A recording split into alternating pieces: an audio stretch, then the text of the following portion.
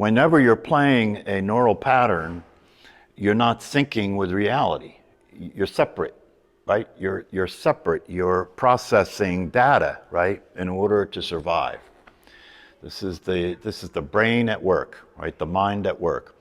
And there's nothing wrong with that. You know, it's a good thing that that's the case, right? The problem is that if the actual threats to survival occur 1% of the time, you're protecting yourself and being prepared for war 99% of the time, and you don't even know it. Do you know what I mean? You're operating in a hypnotic state that's being run by a computer program, and that hypnotic state is using your eyes and your ears, you know, using all of the facilities like radar, you know what I mean, to make contact with the possible threats that might come your way. The only problem is that's over time, that's turned into something other than a purely survival mechanism, because it's not having just the body survive, which that's good for the program to do that, right? It's having you as a person survive. So it's having this psychological and emotional entity survive. It's having it survive by being right, by being in control, by dominating situations, by avoiding being dominated by situations. So you're always gaming. Do you know what I mean? You're in your life, you're gaming all the time. You know, is this okay? Is this not okay? Do I want this? Should I do that? Should I not do that? Is this person trying to hurt me? After my dog died, we have 2 cats, and after my dog died, I noticed my relationship with the cats changed. I noticed they were coming to me a lot, right? And I realized it's because when the dog was around, he was always with me. So they stayed away because the dog was a threat, right? Even though he didn't even bother with them, you know. But still, he's bigger than them, and he had the potential to kill them, right? And so their survival brain kept them away from him, you know. And of course, anytime he moved near them, they could outrun him, outjump him easily, you know. So he just gave up after he met them. But the thing that I noticed after they started coming closer to me is then I started to spend time with them. I started to sit down and watch them, right? And I could see their survival mechanism working, right? And the way it worked with them is if you move too fast toward them, they go, right? They go. If you get too close to them and they haven't had enough experience of you that you're not going to hurt them, they'll go, right? Which is the way they related to me most of the time, right? But now that he's gone, they come to me, and they'll, you know, the one cat, Cooper, he'll sit there, and he'll look. I've never met an animal like this. This cat looks you dead in the eye, like he's staring at you. You know, I've never met an animal like this. And so when I first started to try and go toward him, you know, he would back away, right? But gradually he would let me, and then he would let me touch him. He still won't let me pick him up, okay? But to understand, you can see his little cat brain is doing a survival thing, right? And in the same way, our pea shooter brain is doing a survival thing too, right? And it's also an evolutionary reality because we're the survivors, aren't we? You know, we made it. All the others of our species that couldn't survive all of the challenges, right? They died off, and we survived. So we're here. So that reinforces the mechanism, you know. So that's what you're kind of up against in a way, and it's not being up against it in terms of not wanting it to be a survival mechanism, but you want to retrain it to know the difference between a real threat and not a real threat. So that your body doesn't have to be prepared to fight all the time. You know, you don't know that your body's prepared to fight all the time, right? But the muscle tension in your body that you don't notice because it's always there, right? You go to a good shiatsu masseuse, right? And when you get off that table, you'll see what it's like not to be tense, right? I mean, a good shiatsu, right? I did that once I went to shiatsu school where they were training people in how to shiatsu massage. And when I got off the table, I was afraid to leave. You know what I mean? Because I felt so light and so unconnected to anything that I needed to wait a while. You know, I might walk outside and kiss a stranger. So this is the kind of thing that's important to pay attention to, you know. That's why when I say when you're going to take a few minutes to relax before you start the practice, right? Just scan the body and notice the tension that's there, you know. And through this practice and through scanning the body and noticing the tension that's there, you can gradually start to relax and come out of it. And through recognizing, through your awareness, through being conscious and awake, so you actually are here. This is why you call it presence, right? Present to what? To life. Present to other people. Present to the circumstances that are occurring, right? And if you're present, you can see. And if you can see, what do you see? You can start to make distinctions about what's real and what's not real by looking, because you're seeing, right? And so you can start to make distinctions about what's real and what's not real, what's a threat and what's not a threat, or what gets perceived as a threat, but you're here so you can see that it's really not.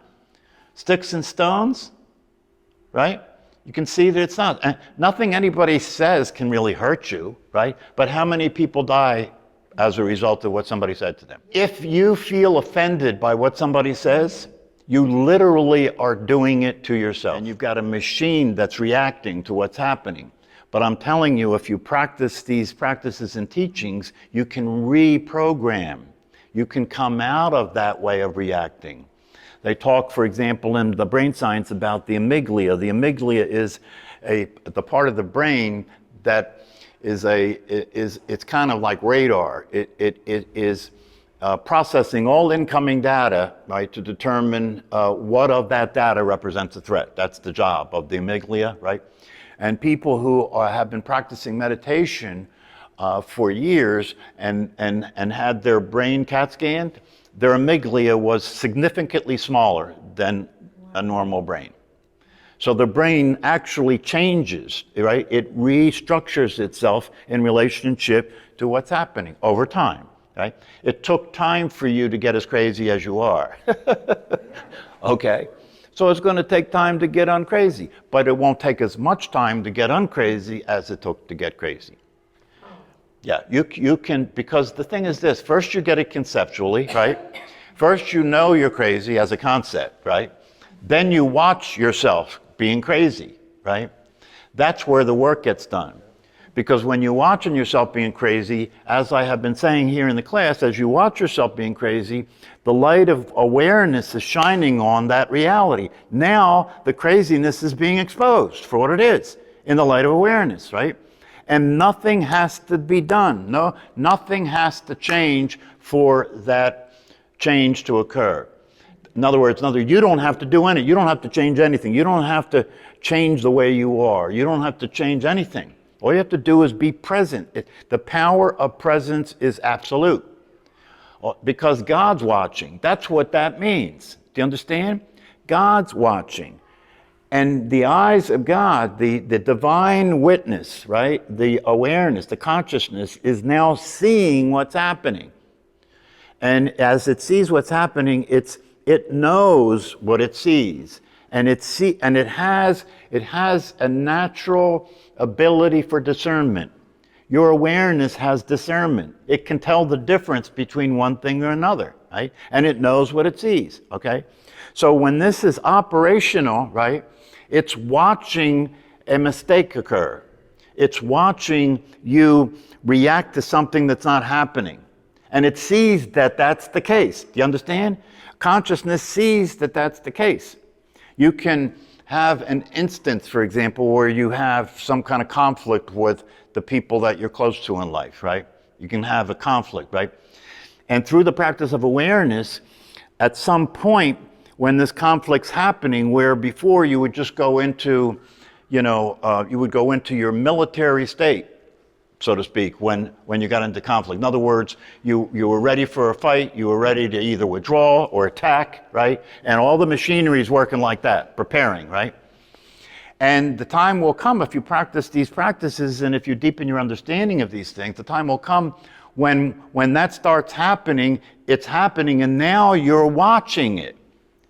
Prior to this, you were being that. You were the threatened person, right? That was having threatening thoughts and fearful thoughts and angry thoughts. And your body was preparing, you were feeling the increase of adrenaline in your body, right? And you were having the thoughts that coincide with that, that, oh, I can see what this person's really trying to do. That stuff, when you're playing detective and cop and the whole 9 yards with people, right? But now you're watching it. You're watching it. And while you're watching it, you can see the other person doesn't have a knife. You can see the other person's not attacking you. Not only that, you can see that this is somebody you trust. This is somebody you love. This is somebody who there's no reason to suspect that they're out to hurt you. And yet the machinery's running. So now you have what's called, in psychology, we call this cognitive dissonance. In other words, the evidence is in conflict with the way the machine is operating, right? The evidence is in conflict with the idea that you're preparing for war when there's nothing to fight about. But now the consciousness is aware of it, right? And because the consciousness is aware of it, there's a natural process that begins to occur. In other words, data gets sent back to the system saying, this was a false alarm. There is no threat here, okay? And because that's the case, right, you don't say anything to start a fight. You don't act, you don't behave in a way that is gonna promote a fight, right? You can see this as it's displayed by enlightened beings. An enlightened being in the face of aggression, right, will watch, will pay attention, right? But as long as that aggression is verbal abuse, right, they'll just be there with it. They'll just be there with it. They're just watching, right? Now, if somebody comes to attack you physically, right, then the system will go into play. But other than that, it's like that story that one of my teachers told. I think it's a good example of this, where the warrior, if you remember, I told the story here about in China, this guy was a warrior, or no, it wasn't China, a Japanese warrior, and that was a highly respected position in that society, the samurai and the warriors and so forth. And to be on top of the heap as a warrior was a big deal, right? And this person was the best warrior that there was at the time. And when he walked down the street, people would cross the street, you know what I mean? And that's how much respect he had. But eventually he got bored because nobody to play with, everybody's afraid of you, right? So he went to a Zen monastery and practiced meditation for a period of time. And after a number of years, really was transformed, really woke up, came out of his conditioning and so forth and so on, right? And so he went to the abbot of the monastery and said, I've been here for 10 years now. I've really awoken to the truth. I would like to go now and travel. And so the abbot gave his blessing and said, okay, you're okay, you can go. So he left and he's traveling down the road, and along comes a warrior on a horse, right? And he's walking with all he had was his robe and his mat for meditation. And this warrior on a horse gallops past him and then stops and backs up, and the warrior looks down to him from the horse and says, you are the warrior that went missing, and nobody ever knew what happened to you. You're that guy. I recognize you. You're that guy. And the monk, he's now a monk, so the monk just stood there, with his eyes downcast. And then he leaned down and got right in his face, and he said, and look at you now, in rags. Look at you now. You don't have the guts to do anything anymore. And he spit in his face. And the monk stood there with the spit on his face, with his eyes gazing down, and didn't move. And this is an example of what I was talking about, that as long as somebody wasn't trying to hurt him physically, he could be present to anything else. He was just being present. That's all he was doing, just being present.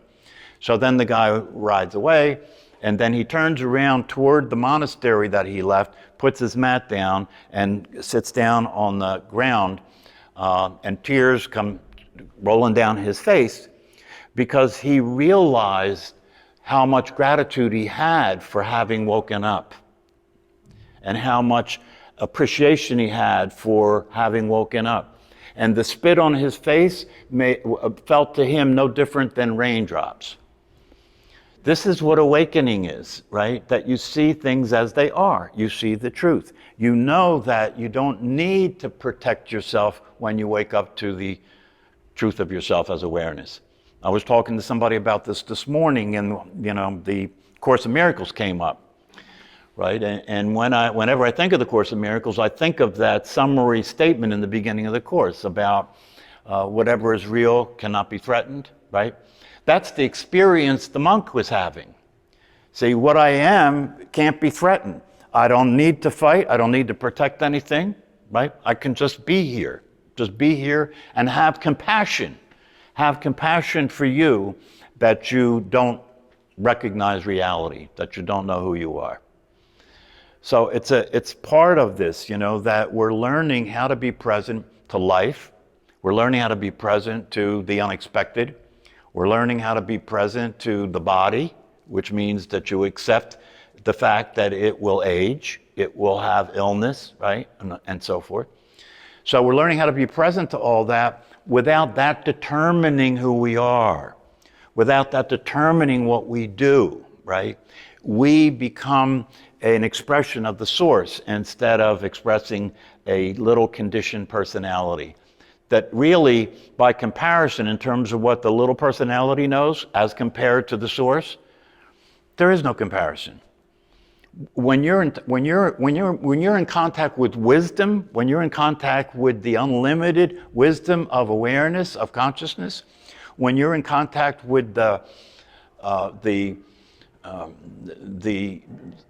fulfilled, complete experience of yourself as that awareness, right? There's no fear. That's what they mean when they say there's no fear.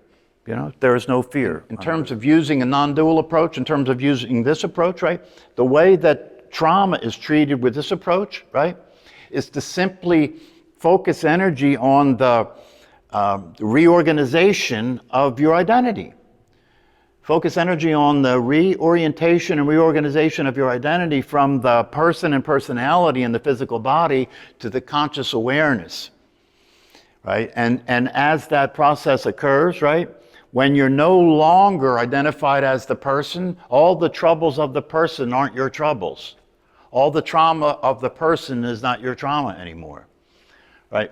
This is a surefire way to deal with the psychological and emotional experiences that, if you don't wake up, will cause tremendous suffering and problems in your life. Tremendous suffering and problems in your life. Well, if your body's in a constant state of stress, then all of what that involves chemically and muscle tension and all that, right? You're working. Your body's working all the time. You can know there's no. What is that saying? There's no place. I think it's a biblical saying. There's no place for man to rest his head. That's what that statement means. When you're in the life of a person, you get no rest. You get no rest. You have bad dreams, and then you wake up to a bad dream. Right? The trauma involves energy that has been repressed, been pushed down into the physical body, right? And when you have energy that is in the body that can't escape, okay, it creates problems. It starts to eat itself. That's cancer. Or it starts to eat organs, or it starts to cause difficulty with organs being able to digest food, right? All kinds of ailments. I mean, we're at a point now in terms of our understanding of the physics of the body that it's becoming pretty commonly understood that stress is the biggest cause of it all, of all disease, right? Of mental illness, of physical illness, and so forth. So you see, the question is, can you watch the news as a practice? Can you watch the news and practice meditation? Because look, if you're just going to practice formal meditation and you don't do anything else, I would advise you to probably not bother. Because unless it transfers over into your everyday experience of life, what did you accomplish? You know, I mean, it's not that it won't accomplish anything. I don't mean to throw a damper on the whole thing. Sure. But I can tell you out of my own experience, it was only when the practice of meditation, it became obvious to me that that practice was a preparation for using this in my life. It wasn't a practice that was separate from my life. No, it was preparing me to have a way to be in my life that worked. That's what it was doing. And so at some point you have to bring the practice and the understanding of what you're doing in meditation into your everyday life and start to apply it. Start to pay attention, right? So you can see what's going on. So you can start to come out of craziness. You can start to pay attention and develop your ability to be present and be relaxed as a consistent experience of your life. I mean, just look at this as like a possibility, right? If it's possible for you and I to be, relaxed physically, so that we don't, our heart rate isn't so high all the time, right? So that we don't have physical issues related to muscle tension and stress and so forth. If that's possible to be relaxed, and if it's possible to be satisfied and enjoy your life, and if it's possible to live longer because of this, and if it's possible for your relationships to work because of this, and if it's possible for you to be able to operate effectively in the world so that you can be successful in your endeavors, who could turn away from that? But it's not free lunch. It's not free lunch. You have to be willing to take responsibility for your own spiritual evolution. It's up to you. You can, the more you learn, the more you understand about the truth, the more motivated you will be to experience that for yourself. Part of being awake and knowing the truth and knowing who you are is you can afford to take responsibility for other people. You can. You can afford to take responsibility for other people, that you understand why they see it the way they see it and why they feel the way they feel. And so what do? You have compassion for that and you talk about it, right? You can't get into somebody else and have them be different, You can make suggestions, you can talk about it to them and everything. But if you stay the course, if you continue to be consistent in your behavior and you express your caring in all the ways that that's possible, it'll clear it up. It'll clear it up. It's just that, people are used to you being a certain way. And when you start to change, they get scared that, oh, what's that mean, right? And so you have to help them understand to relax. It doesn't mean anything. This is good. Trust this. This is good. This is a good thing. You can trust this. But that's just part of the territory. It's just like everything else with this process, There are things that you have to go through in order to be consistently awake, but that's just part of the process. You'll have periods of anxiety. You'll have periods of confusion. You'll have periods where you have doubts. They talk in Buddhism about the great doubt, right? And you really have to be willing to entertain doubts. You don't just discard doubts. Maybe a doubt is valid. So you should entertain everything and look at it and see what it's all about. But part of the process that is spoken about in the traditions is the great doubt, right? Because you have to, in this work, you have to get to a place where you are convinced, absolutely. And this is a very important thing because there's a period of time in these understandings and these practices, right? There comes a time, right, when you understand enough that you should take responsibility for what you understand. There comes a time when you understand enough that you have to make an absolute commitment and set yourself up with the aim of realization. See what I'm saying? You have to have the aim of realization. You're no longer checking it out. Do you understand? You're no longer like seeing if you like it type thing. You're no longer seeing if you're comfortable enough doing this. No, if you have a deep enough understanding, you realize none of that matters. right? If this is true and the possibility is available to you and you recognize that, then you need to set your course. You need to set your aim. Call it the path, call it the way, call it whatever you want to call it, right? But you have to set an aim for yourself. And I said this before, I think one of the things that made maybe the greatest difference in my entire life, because I'll tell you something, I came from a very disruptive, disorganized, insane family, right? I should not be here. I have met people when I was younger in school and college. I have met therapists that said, how the hell did you get here, right? I should be like, I have a brother that's a heroin addict that's living on the street right now. I had another brother that was an alcoholic. He's dead, okay? So it just goes to show you that at some point in my life, thy will be done, right? When I was in my early 20s, right? I recognized my situation. I realized, oh, okay, not all families are like this, thank God, okay? But this is what I got. This is the family I came from. Is that going to determine my life? And my answer was emphatic, absolutely not. And no matter what it takes, I made a commitment at that point in my life. I will never, ever give up on pursuing every possibility available to me to experience my life as satisfying and fulfilling. That's what you need. Do you understand? You need to make that kind of a commitment once you know the possibility. That's what you need. You need to make that kind of a commitment once you know the possibility. But where does it come from? Okay, thy will be done, right? But don't forget, thy will be done, and what you're experiencing and a free will that you think you have, I don't want to get into that right now, but what you're experiencing, the free will that you think you have, is part of thy will be done. Okay, which means that, when you're in a situation where you can look at what's going on and come to a realistic assessment of it and set up a way for you to move in life toward a realistic goal, that's as much thy will be done as everything else, right? So don't just think you'll wait and see. That's not a good way to deal with it. It's not a good way to deal with it. Thy will be done includes you as an actor of the divine. Do you understand? So it's not just passive. No, it's passive and active like everything else.